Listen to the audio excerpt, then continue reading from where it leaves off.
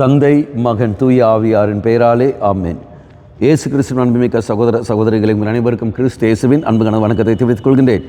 இந்த நற்செய்தி பாகமானது மத்தேயு நற்செய்தி 1ஆம் அதிகாரம் 18 முதல் 24 வரை திருவாக்கியங்கள். குறிப்பாக 24வது வாக்கியம்.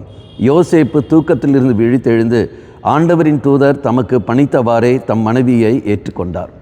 அப்போ ஆண்டவரின் தூதர் தமக்கு பணித்தவாறே அப்படின்னு சொல்லும்போது வானதூதர் கீழ்ப்படிந்து தெய்வத்துக்கு கீழ்ப்படிந்து வாழ்கின்ற ஒரு வாழ்க்கை தான் சூசேப்பருடைய வாழ்க்கை.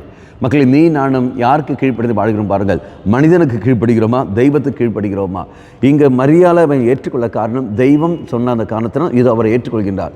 நீதோ உங்களுக்கு வருகிற அந்த கணவன், உனக்கு வந்துற மனைவி யார் சொல்லி நீங்கள் திருமணம் செய்திருக்கின்றாய்? பெற்றோர்கள் சொல்லி பெற்றோர்கள் வழியாகவா, அல்லது பெற்றோர்கள் சொன்னதுனாலேயா, அல்லது மற்றவர்கள் சொன்னதுனாலேயா? எதனால் நீ உன் துணையை நீ தேர்ந்தெடுத்த? தெய்வம் சொன்னதுனாலேயா? அப்போ தெய்வம் சொன்னதுனால எப்படி கண்டுபிடிக்க முடியும்? அதான் அருட்சாதனங்கள் வழியாக.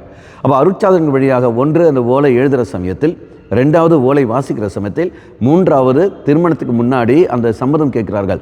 இது அந்த 3 நிலைகளில் வழியாக நாம் கண்டுபிடித்து விடலாம். இவன் எனக்கு ஏற்ற துணை, இவள் எனக்கு ஏற்ற துணை என்று. அப்போ இதன் வழியாக தெய்வம் என்னோடு உரையாடுகிறார் என்பது நமக்கு தெரிகிறது. மாறாக இது இல்லாமல் நாம் போய் கொண்டிருக்கிறோம் என்றால் அது நம்முடைய விருப்பத்துக்கு ஏற்றபடி நாம் திருமணம் செய்து கொண்டு இருக்கின்றோம். அப்போ இறைசன் மன்றாடுவோம். நான் யாருக்கு கீழ்ப்படிந்து நான் நடக்கின்றேன்?